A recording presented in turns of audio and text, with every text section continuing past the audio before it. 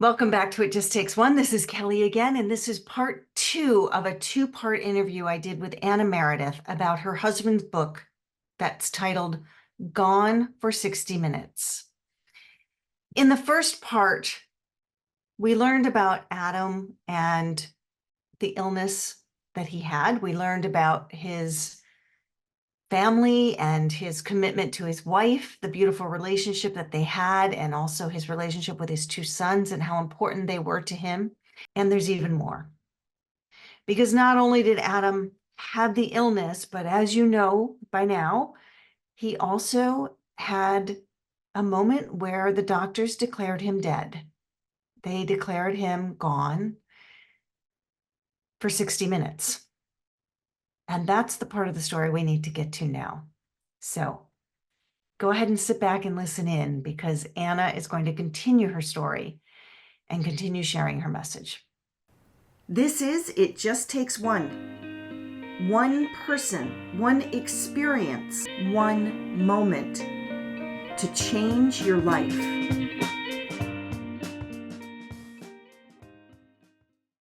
Go ahead and share the story of what happened that led to that near-death experience.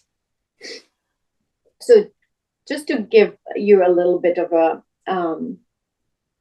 picture, Adam and Tanya shared 2 incredibly big things that Adam was passionate about: cooking. And most people don't know it, but he was extremely spiritual. And that was one of the things that he would never, you would not know that about him, really. But he read the whole Bible. He knew scripture. And so Tanya is just like it. Tanya and Adam would spend hours talking about scripture, and they would know exactly what part of the Bible and where and what it meant and what's the backstory to it. And I just would sit there and look, okay. But so those 2 things were deep for them. So they would always get along. And every time Tanya would walk into the house, and Tanya is one of those friends, she didn't have to announce herself. She would just show up. And so this big smile would just appear on Adam's face. So Adam and my boys love her. They would prefer for her to be their mom. And so the day that when it happened, Tanya actually was dealing with her very own, and just to also remind the listeners to what I said, there's a reason why we meet people. There's a very good reason why we meet people in our lives. When I met Tanya, there was no issues with her mom or dad or any of it. And so she has witnessed our journey with all the medical stuff. She learned a lot of terminology. She learned a lot about anatomy. She learned a lot about all the things. Well, right about that time in September, it became apparent that Tanya's mom was struggling with her health. And it developed rapidly to the point that Tanya was facing to be in Williamsburg with her parents a lot. So she was in Williamsburg at the time, helping her mom. And so when Adam was in the hospital and my day was just a regular day, I had a meeting scheduled at 6:30 p.m. 2 of my friends to arrive to have a meeting about, I'm part of an organization, it's called Distinguished Young Women. It's a scholarship program for juniors, high school juniors. And so the first person arrived, Libby, who is featured in the book. Libby arrived to the house. My son opened the door. The dogs started getting excited, so they started jumping around her. At the same time, I received a call in my office that I answered, and it was the call that I received from the hospital, and it basically said, "We're so sorry, Mrs. Meredith, to tell you, but your husband has passed away." I what? What do you mean? We believe he had a stroke. Okay. What does that mean? Well, in his chart, it said, do not resuscitate. And that was the biggest surprise, because Adam did not really want to talk about his final wishes up until that point. That was something that we've asked. He would just not want to talk about it. And so when the doctor said there was in this chart, do not resuscitate, I said, oh my gosh, he made the decision for himself to let the hospital know that he did not want to be resuscitated in case if something happened. So I was surprised, because he never said anything about it, but he also didn't want to talk about it, that particular subject. So my next question to him was, what does that mean? Because from what I understand with my limited knowledge is when somebody dies, the hospital staff tries to do whatever they can to keep the person alive, right? Whether it's intervening with whatever there is, machines. And so do not resuscitate, I'm assuming they cannot do that. So my question to him was, is there any brain activity, brain function? And he said, yes, there is, but I would hurry. And I said, well, I live an hour away. I literally said, I'm going to tell my children that their dad died, but I need to tell them what to expect. Like, what am I going to expect what am I going to find when we arrive there? And so he says, yes, there is still brain activity, but I would hurry. And this is at that point when I said, okay. So I hung up and walked out of my office and became face to face with Libby. And she could see on my face expression that something must have just really horrible happened. She said, is everything okay? And I said, no. I just found out Adam died. And so this is when just everything unfolded. The biggest laugh I get mostly out of that situation, and it's in the book, is that Libby's reaction that followed once she found out that Adam has died. And my crazy, weird behavior that moment, which was, I went to the kitchen island and I grabbed the trash and took the trash out, tied it up, and had my biggest focus was, I need to get this trash out to the curb because tomorrow is trash pickup. That was my biggest concern at that very moment. And as I'm doing this, I lifted my head and I'm looking out the window into my driveway and I see Libby pulling out of my driveway and leaving. And I remember thinking, looking out the window, I said, wow, she's leaving. She's leaving. I was like, oh, okay. That's weird. I don't know if I would leave if somebody just found out their husband died, but she was leaving. And so I then moved out and went outside to carry the trash out. At this point, I'm hysterical. At this point, I'm crying hysterically because it was such a shock. I just did not look. We knew he's going to die. That part was not the shock. It was that, to me, something was in my mind, in my head, that said, this was not, I kept repeating it out loud. This was not the plan. This was not the plan. This is not how it was supposed to go. It's almost like I read God's plan and I read it ahead, and this is not the plan that I was. It was not on page 32. Right. And I kept repeating it. I said, this was not the plan. This was not what it was. This is not how it was supposed to go. And I just kept saying this. And as I'm walking out, my other friend, Nicole, a very special friend of ours, was arriving at the same time because she came to the meeting. And so I told her what has happened. But I'm still on the mission to get that trash to the trash can. Repeating the same things. Thought is a crazy, it affects us in such odd ways. It's funny to think. So that was, I find that people will probably find amusing. Libby's reaction, and then my immediate focus on getting the trash out. And so then it just unfolded because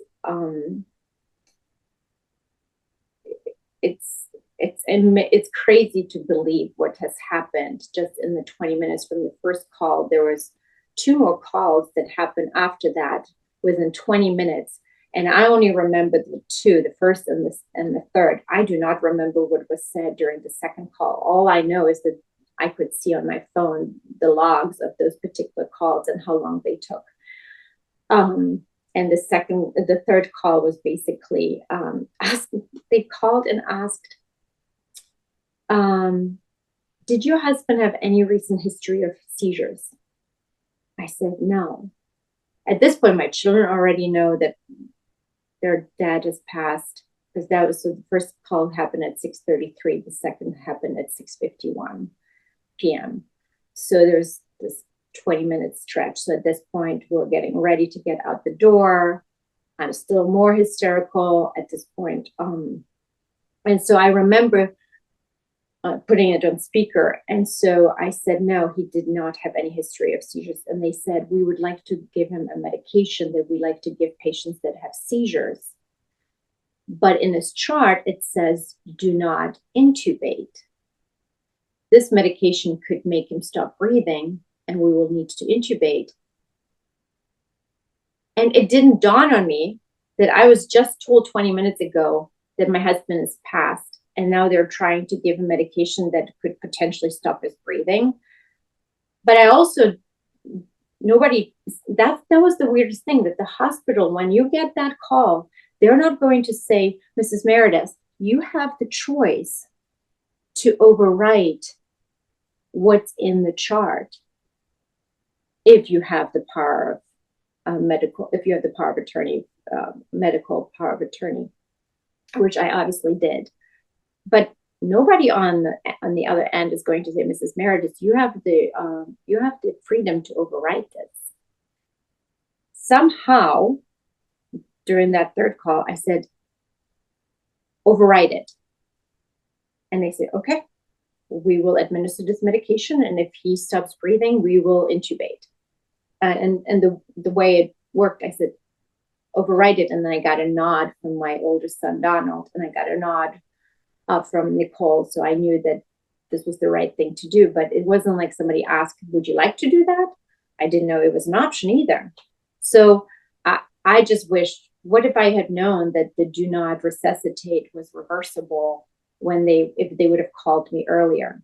Let's just say they would have called me 30 minutes, 20 minutes, 5 minutes after they found out that he was unresponsive. They called when he was unresponsive for 45 minutes. And then the additional 15 minutes is when they then decided that they noticed that breathing was happening. And that's when they called and said, we believe we would like to give him this medication that we like to give to patients with seizures, because he started breathing again. And that's where the 60 minutes comes from. But so that was it was a very powerful 20 minutes. It was a very powerful 20 minutes. I have 2 questions. Where did Libby go when she Libby? So Libby was literally pulling out of our driveway and had her phone in her hand, calling her husband and letting her know that Adam has died. And her husband said to her, Barry, he said, what are you doing? Why are you leaving? You can't leave right now. You need to be there. He literally, I think he said something to the effect, shit is about to hit the fan. You need to be there. And so she was on the phone being told, do not leave, when Nicole was pulling in. So she paused and had just waited until Nicole got out of the car and told her that Adam has died. And so but still on the phone with her husband. Her husband instructed her not to leave. So she actually did come back inside. But yes, she was on the way out. This is shock. And then you said that Tanya had been in Williamsburg taking care of her mom. As you were going to the hospital, I remember you telling me this, that you had called her. My boys insisted, you got to understand, I'm hysterical. My friend Nicole was driving as fast as I've ever seen her drive. Mind you, at no point has anyone put the address into the GPS. So she's blindly driving towards DC. I'm hysterical, still repeating the same thing. My boys are in the back. And out of nowhere, my older son said, I think we should call Tanya and let her know she would want to know. I said, okay. So I handed him my phone and he called Tanya. And very casual. Hey, Tanya, how are you doing? What are you doing? Oh, I just got out of the shower. What are you doing? We're on the way to the hospital. Miss Nicole is driving. Daddy died, and we would like you to be here. We would like you to come there. And in Tanya's fashion, okay, I'm on my way. I will be there shortly. And so she did. She got in the car, drove from Williamsburg to Frederick to meet us in the hospital. And as the night has unfolded, as we all know, there were many changes that have happened. So at that point, my boys have called her again, said, do not come to the hospital. Daddy didn't die. But we would like you to come to our house and you can stay. And Donald, being so sweet, he says, you can stay in my bed. You can stay in my room. We would like you to stay with us tonight. And Tanya's like, you don't need to give me a room. I always stay and I'll sleep in the same room in bed with your mom. But that was the number one person that was immediately on their mind to call and wanted, her to be there. And speaks to her as well. All right, I'll be there. Immediately. So you get to the hospital expecting the worst. Mm-hmm. And you walk into the room, and what happened? Well, the one biggest thing that readers should also know, and it speaks about, as we were designing our dream home, one of the biggest components that Adam wanted to have was have his own barn for all his vehicles. And it was this beautiful barn, wooden barn. It is this beautiful barn. And that was his baby. And so I didn't really put any focus and attention to it because there was his baby. And as it became closer to completion, it became apparent that Adam really wasn't on top of things. And there were surprises that he did not expect, not bad surprises, just he didn't know that this needs to be done first and that needs to be done next. And so at some point I said, did you know that? How did you not know that? This is your project. This is your baby. Why don't you ask me for help? And he said, I'm overwhelmed. And that was the first time. I want to say that was the first time in all 17 years that we've been married, that he said to me, I'm overwhelmed. And I remember him sitting in my office and he said, I'm overwhelmed. I need help. I said, okay, I'm happy to help. And so one of the things he did, he called his very best friend, Mike. They grew up together. They've known each other since they were 6. They went to college together and CU. I mean, they're just the brothers, the closest of closest. And so he is also in construction. He just finished building his own very dream home. And so he called him and he said, I'm overwhelmed. I need help. can you come and help me with this barn project to get it completed? And so Mike said, of course, booked his flight. And he said, I'll bring George. He has a son, same age as my boys. And he said, I'll bring George with us. And we'll bring golf clubs and let them go play golf. So Adam was so excited for Mike to come. And so he was also upset that they kept him in the hospital longer than what it was supposed to be for this routine procedure, because he's like, Mike is coming. So as we are getting the call that Adam has died, half an hour prior, I received a call from Mike saying, we landed, we're waiting for George's golf clubs to come out. I understand Adam has not been discharged today. So what I'm going to do is I'm just going to go and visit him first, and then I'll come to the house. So Mike was already on his way from Baltimore to DC to go visit Adam. And the change of events is that I had to call him while he was getting his rental car and say, Adam died. Rush to the hospital as fast as you can, because you're going to be there before I will be there. And I need you to be there. Now, 5 o'clock, 6 o'clock, 7 o'clock, DC rush hour is the worst time to drive. So that was a blessing that he got there to the hospital before we did. The other blessing was that because he knows the whole family, he was able to call all the family and let them know that Adam has passed away, because I did not have any of it. I just couldn't even think. You had to get the trash out. Right. And so he called everybody. So he has already set everybody in motion to get on planes, get into cars, and drive and come here. So Mike gets to the hospital first. He arrives and asks where to go. He is expecting to go to the area of the hospital where they bring dead patients. That's what he was assuming. Instead, they have directed him to the 7th floor, to the room where Adam was staying at. So Mike went upstairs.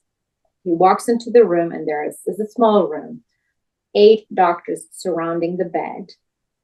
He walks in, and there's Adam sitting upright, eyes open, completely relaxed, because he was given that medication, which is supposed to relax you.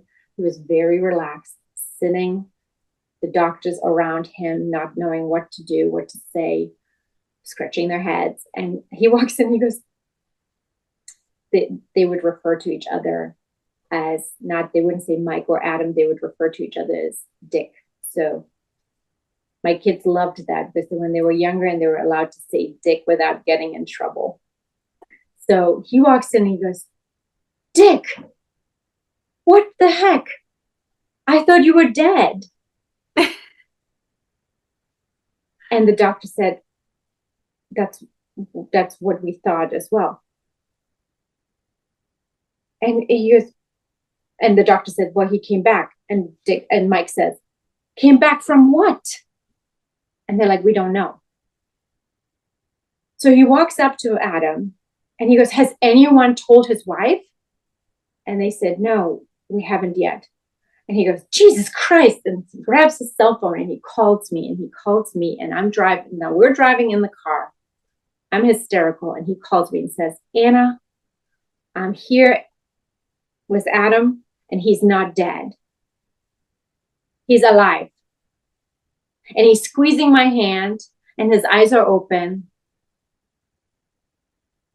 So now I'm telling the boys and my friend Nicole, Daddy's not dead. I just take that in for a little bit. Think about you're 14 and 15 years of age. You just were told your dad died.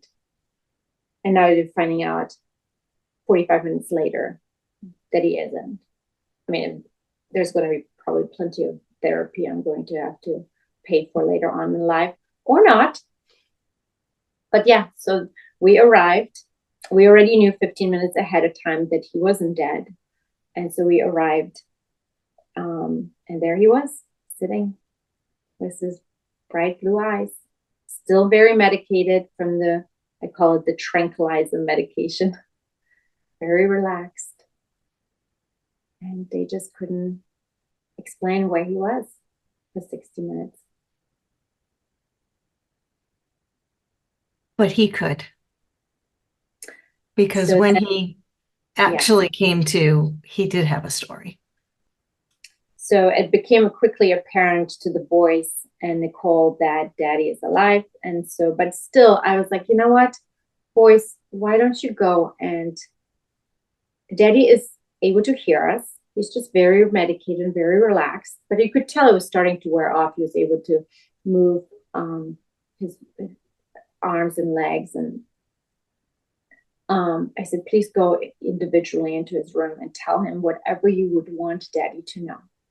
If this is the last time you would talk to Daddy, go and please talk to him and tell him what you would want him to know, just in case. And so they did. And then they saw George, their friend, and they were just being boys. And so Nicole said, why don't I just take them back home and to McDonald's? And next thing you know, they were throwing French fries at each other at McDonald's. They were back to being boys. And so I stayed with Mike and Adam. And so slowly the medication was wearing off. And then when he was regaining the ability to be able to speak, the first thing he said to us was, I just witnessed the biggest miracle. That was his first sentence. Now, in Mike's and my fashion, we looked at him and we said, yeah, no kidding. Really? You think? Biggest miracle? Yes. And remember, he was very relaxed. And then the next thing he said, it was a struggle. It was a struggle. And so we didn't really understand what he meant by that. So I just remember looking at him. I was like, wait, did you see the light? Because that was my first thing. I said, did you see anyone? Did you see any people? Did you see any relatives? Did you see the light? And he said, yes. So I remember he was still very sedated. And the biggest component that we forgot to mention, Adam has lost his voice a month prior. So Adam had completely lost his voice. And when I say completely lose your voice, it's not when you're partying or singing too loud for too long at a concert. No, he lost his voice medically and completely, because he lost so much weight. And because he was taking only his nutrition through his PICC line, he was not swallowing anymore. So when you don't use your swallowing muscles and you lose a lot of weight around your neck, your vocal cords are now no longer able to stay together. So, and that's what's needed. So we actually went to Hopkins and looked inside and tried to see if we can help it, but it became clear that it's not going to come back. So he has no voice, so he has to whisper. So we have to genuinely come really close to him and hear what he said. So he was just giving us those individual short sentences of what has happened, and that was incredible. Because we could see on his face this peace and this joy and this happiness that he was. It was just like this. He looked so peaceful and he looked so happy, and just it was like a weight was off his shoulders when he was talking about it.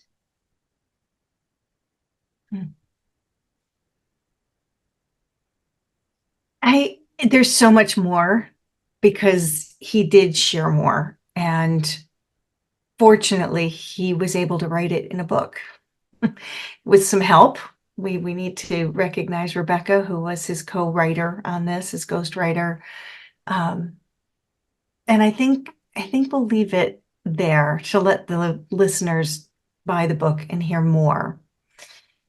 But your takeaway, the takeaway that you have had from his experience and the message that his experience brought forth to share with all of us is what? Well, it was definitely something that he immediately recognized, that he was given a task during the 60 minutes assigned by God, and that there was a clear decision that was made in that 60 minute of returning. And I love this encounter, because the biggest thing that I took away from this encounter that became clear to me is that the first few sentences that Adam has exchanged with God was that God was holding up the mirror to him and has held him accountable. And I just was so happy. I said, my God is the accountable God. He's going to hold the mirror and it's going to say, you did not have faith in me. You did not put me first. You were doubting me. And I just was like, oh my gosh, he actually was holding up the mirror to Adam. And that's kind of my personality. I would rather be the bad cop and give the tough love and be like, this, I'm not going to sugarcoat it to you. So when God did that to Adam, I was like, that's great. God is actually not going to sugarcoat it to you. He's actually going to be very straightforward and honest. And then we'll sort of like what your heavenly Father should be. And so that was comforting to me, to know that he's so relatable to me. And then when back and forth between Adam and God, he was given this task to share the testimony, and that he clearly needed to come back because there were still things that he needed to get done. And remember, this was not like we said, he had this encounter, and next day he shared it with us, and then we said, we need to write a book. My immediate comment was, the joke is on you, Adam. You've made a promise to God to share the testimony, and you have no voice. How are you going to do that? And this is when I strongly encourage people to trust the fact that when we meet people, they're coming into our lives for a reason. As I mentioned earlier, Distinguished Young Women was an organization that was brought into my life. And guess what? Rebecca Mitchell, the ghostwriter, is a distinguished young woman. And not only is she a distinguished young woman, her and I ran with Nicole as well, because Nicole is also a distinguished young woman.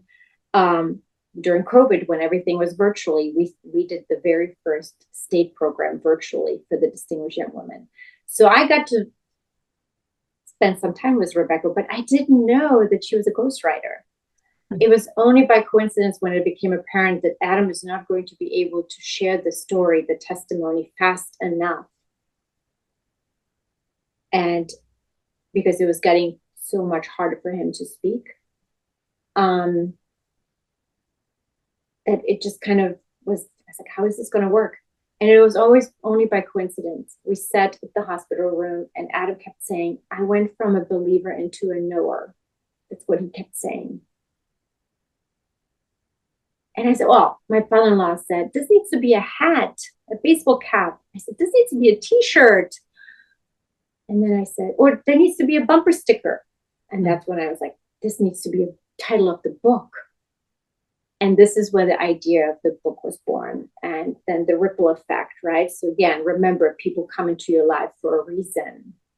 You don't know the reason 3 years earlier, but there is a reason. So when we wrote this book, you, Kelly, actually suggested, when I shared the story with you, you said, Anna, because you played such a powerful part of this, because your life was literally falling apart simultaneously while Adam was pronounced dead. I think you should share your story in this book as well, which I as you know how I feel about stuff like that. I said, absolutely not. And so only because of Rebecca, how she has created this beautiful flow of going back and forth between my day, what's happening in my life, what's happening over at Adam's life in the hospital, and then our love story and our encounters and his journey with faith. She has done such a great job to just weave this all together. It became apparent to me that there's so much more to this rather than only just sharing the testimony, that this book aligns perfectly with Adam and my mission in life to serve. And rather it was when I was a nanny, to serve a mom, to help her become a better mom and better wife, or rather it's serving the distinguished young women to be more successful and reach higher potentials with what their goals are, and actually go to college with scholarships, whatever it is, whether it's still, serving your community or your church or the schools that your children are going to, whatever it is. I wanted this to be a serving tool. And so to me, this book is the way to serve, because I find that everything we encounter in life, it is going to be a lot easier if you have trust in knowing that there is already this bigger plan and you're just there to enjoy the ride. And so once you have that, everything you do, everything that comes to you, every introduction to a person that you enjoy talking to, it feel interesting, or you feel their story be interesting, is for a reason. You know it. Those signs are not going to be ignored. But if you're just going on your own little agenda and you're just on a mission to do your thing, then you're going to miss these beautiful signs. These beautiful signs and those reasons and why things are happening. And so I hope that this book is going to become a tool to help anyone that either is struggling with faith. And I know faith is a tough topic. I know that. And I never would openly speak about faith just because I don't feel I'm adequate in scripture. And that would be something Adam would do very well if somebody would ask. I'm not there. So no, I'm not going to preach to anyone scripture. I'm not going to say what they should and should not do. All I'm going to say is that this book is a wonderful tool and wonderful way for me to help serve, is that if you have struggled with faith, or your journey has been bumpy, or if you've walked away from faith because of whatever has happened in your life, or you have doubts, or you're not even thinking that there might be a God, it's okay. This is not going to make you, this is not supposed to make you now believe something that you are not. This is not what this is for. This is just for you to know that there is something bigger than us that you can lean on. You don't need to know the scripture. You don't need to know who it is, if it's real or how it works, what's the history. Just know that there's something bigger than us that you can lean on, and know that you can trust it, and that nothing is a coincidence, and trust it, enjoy it, and live to the fullest. But now, if you are in a situation where you're facing some very hard circumstances, it could be anything, I want you to know something. We were able to get through the last 3 years because we chose to live to the fullest. We did not want to have any regrets. We did not want to wake up and say, I wish I would have done that. I wished I would have tried this. I wished we went with the flow, and we went with what came to us and felt right. And that trust comes from within, because you know that there's a plan. So then living to the fullest, and embrace the community, which you'll, in the book, it will show the enormous support from our community and friends. There was clearly something that the community was getting from it by being part of our journey, because we didn't have much to give as far as, but we would have comments come from people such as, why is everything working out so well for you guys? Everything is going so smooth. You had no issues with constructions at a time when constructions would be the biggest headache due to there was shortages of material and COVID still making things difficult. Pool. Remember during COVID, everybody wanted to have a pool? We just basically, everything was going smooth. Selling a house. We never listed our house with a realtor. We found somebody that wanted to move. There's a list of things that everything was just working out beautifully and smooth, no complications. And people would say to us, why is everything working out so smooth and flawless for you? And I kept looking at them and I said, wait a minute. Have you forgotten that my husband is dying? How is that smooth? And it's because they were not able to even see this tragic thing that is happening here, because we were genuinely living in the moment and trusting that this is where we need to be. And so then things were going beautifully smooth. Yeah. I think the more you embrace that there is a plan, the more relaxed you will be, and then you will be enjoying everything that comes your way, and you're not going to question it. And enjoy to the fullest every moment. It's so beautiful. And I know people can hear that and resist it, because it's hard. Trust is hard. Faith is hard on some level when you resist it. And yet there's this beautiful element that you just described of flow and letting go, the beautiful let go and let God, right? When you do, your life just transforms into something else. And I think if anybody out there can hear that message, I think that is a very powerful message. So let's tell them where they can get more of that kind of message. First of all, by buying the book and reading the book, because I think that's a good first step. Where can they buy the book, and where can they follow you if they'd like to learn more about you and what you're doing now? As you can imagine, this is a very foreign concept, and to go along with everything is working out so smoothly, I think you would confirm and agree with me that from the minute I've spoken to you first, everything was going so smooth. We went so quickly. It was like, maybe 3 months.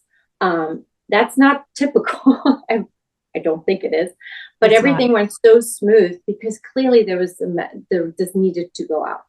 So our book is available on Amazon, and I believe that's where it's going to be primarily available. It's a wonderful platform. We are starting to have more of a presence on Instagram. You also have to understand, I did not have an Instagram account until we published the book on Adam's birthday on April 15th. So again, Instagram is very new to me, but I'm getting a lot of help. We'll have a website where you will be maybe seeing a lot more stories happening and sharing.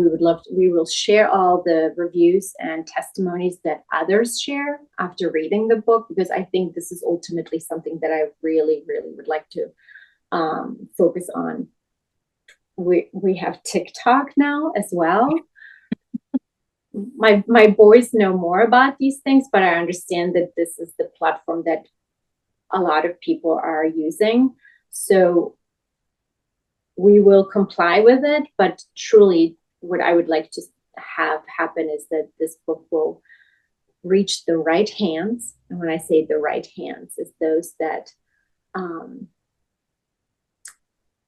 want a quick read about a true story and that provides hope, comfort, and peace,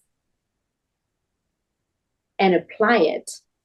And that's why those reviews or testimonies, the feedback we receive from those that have read the book, are so important, because that's truly what this is truly what it should happen. That when I read this book and I read the finished product, I said, this is what I would like to have happen, that people will read it and identify and apply and just feel like this is us, this is me, this was us, this is my mom, this is my neighbor, this could be us, and apply it.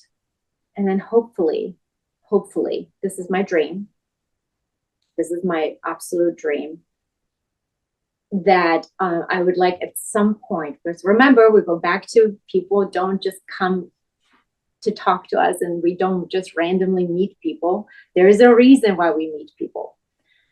So my wish is to at some point be somewhere, and start a conversation with somebody like I would normally do, or whatever, and somewhere, somehow start a conversation about cancer, death, being a widow, whatever it is.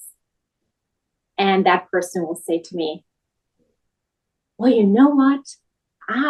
3 years ago, I read this book about this young man that died. He had a near-death experience. He was gone for 60 minutes. And I read this book because my church recommended it. And this was my pivoting moment. And from that point, I changed my life. I switched this, or I changed that, or I became this, or I decided to be more that or less of that. And this is where I am today, and I couldn't be happier. That's my ultimate dream, to come in touch with somebody randomly through fate, and that person will make a reference to the book and share that there was a pivoting moment because of reading the book. That's my dream. But ultimately, I would love, based on the feedback I'm reading now, which, by the way, is primarily by men. I did not expect that, to hear many men come to me and give feedback saying, this book has motivated me to live more like the way God wants me to be, or has designed me to be, or it has prompted me to reevaluate my faith, or renew my faith. I heard a lot of those comments that men came to me and said they would like to renew their relationship with God.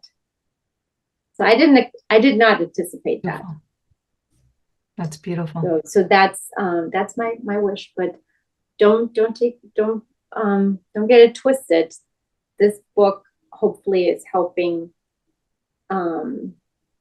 us widows, which, by the way, this is a very lonely club, which I didn't anticipate. If you lose your spouse in your 40s, 30s, 40s, it's a very different dynamic than when you lose your husband or spouse when you're older. So it's a lonely club, and I believe that this book is Adam's way of helping me create a community when there isn't one. And I'm not saying there isn't a community for widows. I'm not saying that, or for grieving widows. I'm not saying that. I'm just saying that it's difficult for community, for our society, to be there or know what to say or know what to do when you find yourself in a situation to be friends with someone that has just recently lost a spouse, that is young, with young children, because you just really don't know what to do. And so I would like to, this kind of is going to be somewhat a little bit of a community for me that Adam is probably creating, because he's not sitting there and doing nothing. So those are my goals, to help this be a tool and be a serving tool for me to help others in similar situations. And there's so much more that I would love people to know as they're preparing for someone that is close to death, that I've discovered on my own, that I know would have been helpful to many if they knew ahead of time, to make that the last week, the last month of somebody being still with them as beautiful as possible. A lot of times we don't know the things that we can do and cannot do, what's allowed, what's recommended. We don't know those things. Nobody talks about it. The procedures with funeral homes, how to go about that with hospice versus palliative care, those differences. There's so much that I know now that I was able to learn in time to be able to apply to make our journey of the last weeks with Adam beautiful and have this beautiful experience. And again, have no regrets. And so I would like everyone to have such a beautiful experience of kissing their loved ones goodbye. Because that's what it was for us. It was beautiful. It sounds like there might be another book out there. That's what everybody is pushing. You'll know if that's the next place, but certainly there are some beautiful lessons that you've learned that you can share. And people that are out there listening that have any connection to any of these things, please make sure you go out and get the book. It's beautifully written. It's such a heartwarming story about something that is sad, yes, and powerful, yes, and deep.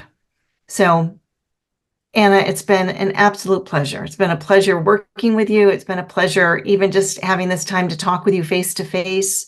And thank you. Thank you for doing this piece, which I know is in some ways maybe the harder piece, allowing this message to get out there, which is just so important. Thank you. Well, thank you. It was a labor of love. And it was a promise that I wanted to make sure my husband was able to keep. And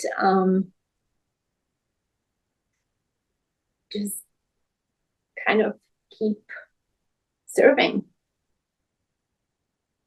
Keep serving. Keep serving. We'll be in touch soon. Thank you for taking this time. Thank you, Kelly.